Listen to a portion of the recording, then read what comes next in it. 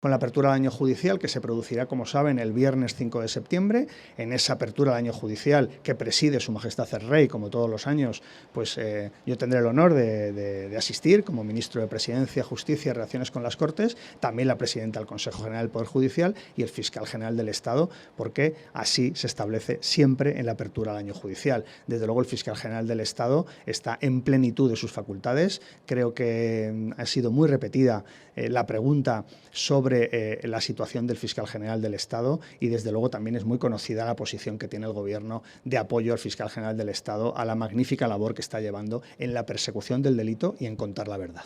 El fiscal general del Estado lo tendrá que explicar. Y además ya te digo una cosa, en el futuro, ahora sí que voy a ser futuro, en el futuro, dentro de algunos años, yo ya no lo viviré, en las facultades de Derecho se estudiará este caso.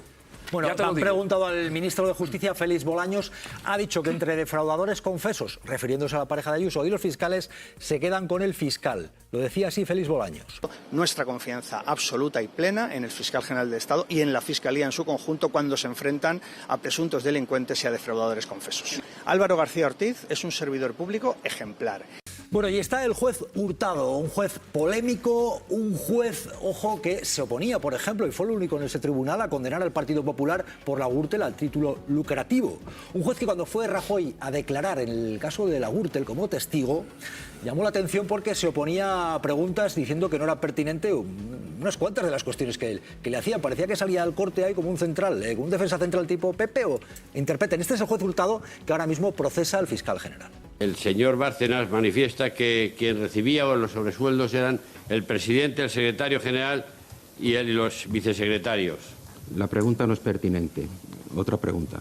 Vamos, podía recibir sobres con otro tipo. Vamos, venga, la respuesta... Podía recibir sobres de otra naturaleza. Venga, vamos a otra pregunta, por favor. Es una apreciación valorativa y por lo tanto no es una pregunta sobre un hecho, así que a otra pregunta porque esa es impertinente. Bien. No procede la pregunta, a otra pregunta, venga. ¿Puedo responder? No, pero no puede responder porque lo que yo no pretendo es que esto se salga del marco jurídico procesal. Por lo tanto, la pregunta me parece que no es pertinente. Pero eso no es pertinente. La pregunta creo que no es pertinente. Ya nos ha dicho él al principio que no. Bien, vamos a ver, le he dicho que no es pertinente, deje constancia de su protesta.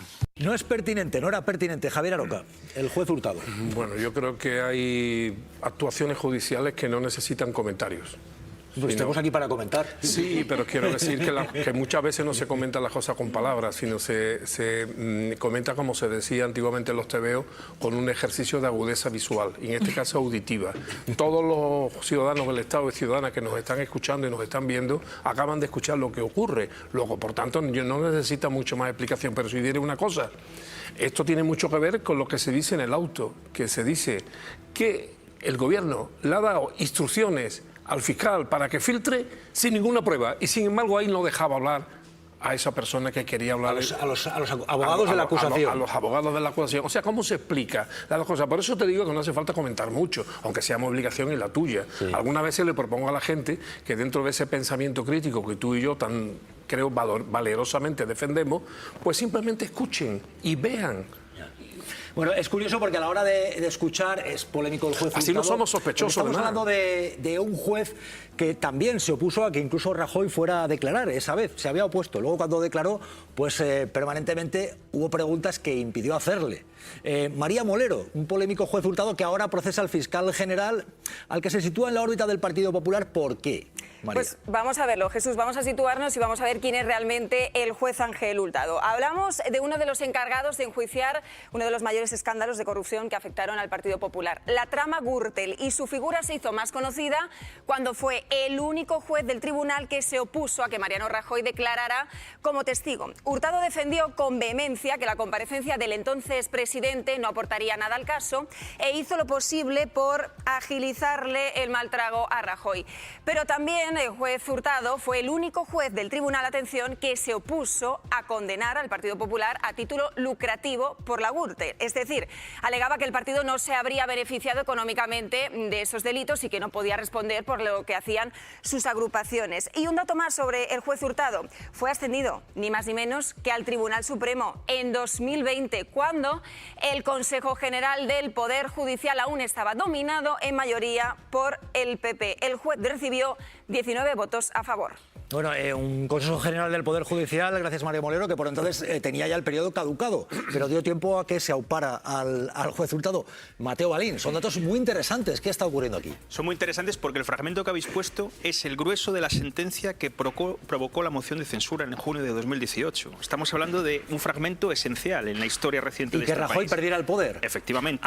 Podría decirse, a pesar del juez Hurtado, que permanentemente a los abogados les impedía hacer determinadas preguntas. No es pertinente, decía. Debido fundamentalmente a que al lado del juez Hurtado había dos magistrados que opinaron lo contrario que él, con lo cual, entre tres magistrados, dos a favor de una sentencia donde el PP fue condenado a partícipe del título lucrativo y Hurtado dijo que no. Te digo más, Jesús, con respecto a lo que decía Javier.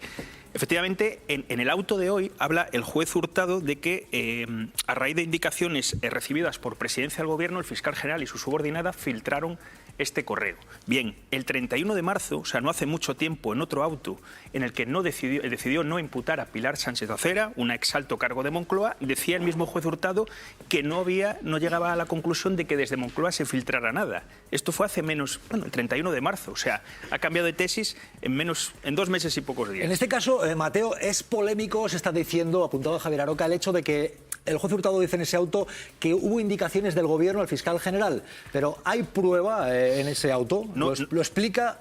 No se ha encontrado absolutamente nada en 8 meses de instrucción y en este auto no hay ninguna referencia detallada a por qué establece esta conclusión. Bueno, sin embargo, ojo, porque el fiscal general ahora mismo está abocado a un proceso que, verificamos, María Navarro tendría unos delitos, unas condenas severas. Verificamos. Buenas tardes, María. Sí. Buenas tardes. Estamos hablando del delito de revelación de secretos por el que se procesa el fiscal general del Estado, Álvaro García Ortiz, que está tipificado en el artículo 417 del Código Penal. ¿Qué es lo que dice este apartado? Se refiere al castigo de la autoridad o funcionario público que revele, dice, secretos o informaciones de los que tenga conocimiento por razón de su oficio o cargo y que no deben ser divulgados. ¿Cuáles son las penas que podrían recaer? Bueno, pues en este caso el delito puede conllevar multa de hasta 18 meses, inhabilitación especial para empleo o cargo público de entre 1 y 5 años y penas de prisión que pueden conllevar hasta los 4 años. Esther Palomera ha escrito un artículo muy contundente. ¿Qué título lleva el artículo que has publicado esta tarde, Esther? El brazo armado de la judicatura. Pero, ¿y esto por qué? ¿Qué interpretas? Porque se está diciendo, decía Aroca aquí, veía una relación entre lo que está ocurriendo en la política y en la judicatura porque se ha procesado al fiscal general. Bueno, porque yo creo que efectivamente hablar de dictadura en un país donde se procesa y se va a sentar en el banquillo al fiscal general del Estado no parece ser muy coherente. Hablar de dictadura en un país donde se está investigando a un exministro del Gobierno y a toda su cúpula tampoco parece muy coherente. Hablar de dictadura en un país donde se está investigando al hermano y a la esposa del presidente del Gobierno no parece muy coherente, sino todo lo contrario. Creo que es contradictorio hablar de una dictadura y asistir al espectáculo judicial al que estamos asistiendo en este país, porque entre otras cosas las dictaduras lo que hacen es controlar también al Poder Judicial y no parece que este Gobierno esté de ninguna manera controlando a esos resortes del Poder Judicial a los que el Gobierno del Partido Popular, el último Gobierno de Mariano Rajoy, entregó la salvación de la patria después de negarse a resolver un conflicto político como era el del independentismo catalán. Delegó sus funciones en la Judicatura, en el Tribunal Supremo, y desde entonces hay una especie de cónclave judicial que se ha erigido en salvador de la patria, pero que antepone la imparcialidad de la justicia a sus posiciones ideológicas, y lo que está haciendo es seguir la consigna de que el que pueda hacer, que haga. Porque verdaderamente en ese auto de procesamiento que hoy hemos conocido del juez Hurtado, pero también en otros muy célebres del magistrado Peinado, que investiga a la esposa del presidente del Gobierno, más que derecho, lo que emana es política. No hay un solo indicio, no hay un solo dato que justifique lo que dice el juez. Es decir, que la Moncloa dio instrucciones al fiscal general del Estado para que filtrara ese documento. Hay un artículo también muy interesante de mi compañero José Precedo que sostiene que nosotros, que fuimos autores de aquella información, sabemos quién filtró ese correo. Por supuesto, nos ampara la Constitución y nos ampara el principio número 1 del periodismo, proteger a nuestras fuentes. No vamos a decir quiénes son, pero desde luego sí podemos decir que no fue ni el fiscal general del Estado ni su mano derecha, la fiscal jefe de Madrid. Joaquín Bosch, ¿qué tal? Buenas tardes. El fiscal general del Estado, oye, a un paso del banquillo en este país. Magistrado, ¿qué tal? Buenas tardes. Hola Jesús, buenas tardes. Bueno, vamos a analizar esto porque la noticia es seria, es gorda y mucha gente está pendiente. El fiscal general del Estado en España al borde del banquillo, procesado. Viendo usted ese auto que lo ha estado revisando, son muchas páginas, ¿ha visto pruebas como para que se procese al fiscal general del Estado que tiene relación con esa causa de la investigación sobre el fraude de Hacienda de la pareja de Ayuso? ¿Qué le llama la atención de esto? Que quería hablar de ello. Yo creo que hay como dos cuestiones especialmente problemáticas desde una perspectiva jurídica. La definición, la descripción de hechos punibles del auto, que es una parte central, lo que primero se mira, empieza diciendo que a raíz de una indicación recibida desde la presidencia del gobierno, el fiscal general se habría activado para finalmente cometer un delito. A mí me parece una afirmación de una gravedad extrema y además, si esto fuera cierto, sería lógico que la ciudadanía exigiera responsabilidades políticas y penales. Por tanto, uno lee esto y espera que luego en el auto se explique si fue Pedro Sánchez, si fue el ministro de la Presidencia, quién dio esas indicaciones. Pero lo cierto es que uno se lee todo el auto de arriba a abajo y de abajo arriba y no hay ninguna referencia a cómo envió la presidencia del gobierno o quién o de qué manera. Por tanto, a mí me parece esto cuestionable jurídicamente. Y por otro lado, en el auto yo veo más conjeturas que indicios. Se dice repetidamente que el fiscal general podría haber difundido esos correos porque los tenía en su poder, pero pudiera acceder a esos correos igualmente decenas de personas. Que alguien tenga una información en su poder no significa que automáticamente la divulga. Indicios implica algo más. Con qué periodista se concertó y de qué manera, cómo se lo envió. Y de eso realmente no hay una definición indiciaria para mí suficiente para que el asunto pueda ir a juicio. Y no olvidemos, Jesús, es una causa nada menos contra un fiscal general. Es un hecho sin precedentes. Una cosa así todavía más debería exigir indicios sólidos de delito y yo francamente me parece que es discutible jurídicamente esa resolución. Hay una parte de la política que se está jugando en los tribunales, juez Bosch, porque tenemos ahora mismo esta decisión y es de mucho impacto mediático, obviamente, y las consecuencias que tiene, claro, jurídicas y políticas. Yo creo que de partida estaríamos todos de acuerdo en que llevar a un fiscal general al banquillo debería hacerse con elementos indiciarios muy claros, en una decisión que no tuviera dudas. Yo creo que eso sería lo que todo el mundo le gustaría, ¿no? Que no hubiera dudas sobre que puede haber un trasfondo político en una decisión de este tipo, porque no olvidemos que se produce en un contexto de muy fuerte crispación política, tras reiterados conflictos entre el Tribunal Supremo y el Gobierno, y además esta causa arranca precisamente de otro proceso contra la pareja de la Comunidad de Madrid. Por eso creo que sería preferible que hubiera indicios muy claros, muy sólidos, para que esta decisión no fuera dudosa y se pudiera leer en clave de ese conflicto que comentaba, pero el auto dice lo que dice y a partir de ahí es lógico que cada cual pues, pueda hacer sus valoraciones. Ver si hay pruebas o no hay pruebas suficientes. Ernesto, ¿qué tal? Hola, muy buenas tardes. No solo no ha aportado pruebas suficientes, sino que no ha aportado pruebas distintas de las que ya él ha reflejado en sus distintas resoluciones desde el mes de octubre, que es cuando empezó la investigación. No ha aportado ninguna prueba sobre lo que afirma, a saber que el fiscal general del Estado, Álvaro García Ortiz, filtró el correo del 2 de febrero de 2024, donde González Amador, pareja de Ayuso, presidenta de la Comunidad de Madrid, confesaba haber cometido 2 delitos fiscales. Ninguna prueba ni indicio sobre esa afirmación de que Álvaro García Ortiz filtró el correo. Bueno, Ernesto, diste aquí la exclusiva de que esto iba a ocurrir, ahora dices, hay que dar otra. ¿Te parece importante contarnos quiénes van a juzgar en el caso de que esto llegara al fiscal general del Estado?